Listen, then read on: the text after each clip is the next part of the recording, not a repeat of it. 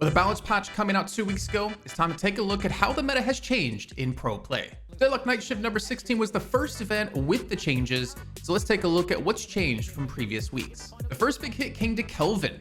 With changes to his bullet velocity and his frozen shelter, he went from a 100% pick ban rate in Shift 15 down to 33% in Shift 16. Holiday also saw a drop off, and not only in her bullet damage, going from 100% pick ban rate down to 66%, where the spirit build was still used for picks.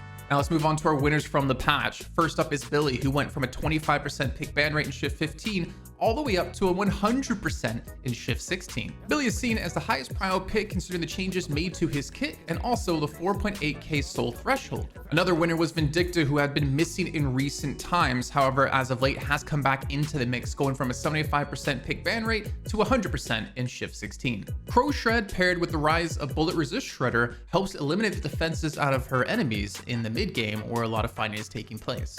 And the last big prio change came in the form of Drifter, where he was at 13% in previous shift up to now 83% in shift number 16. With buffs to his regen and damage, Drifter has become a formidable force in the laning phase.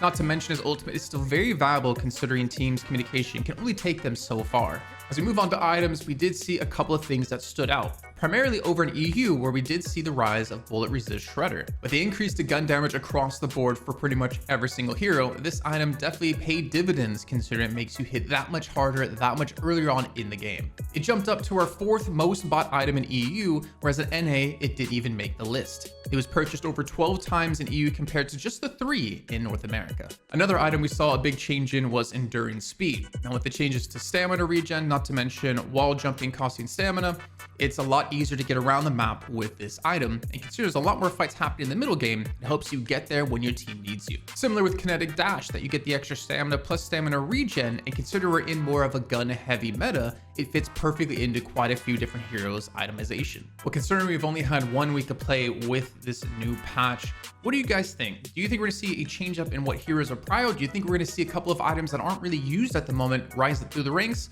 Let me know your thoughts in the comments, and make sure you guys like and subscribe here to Locked In.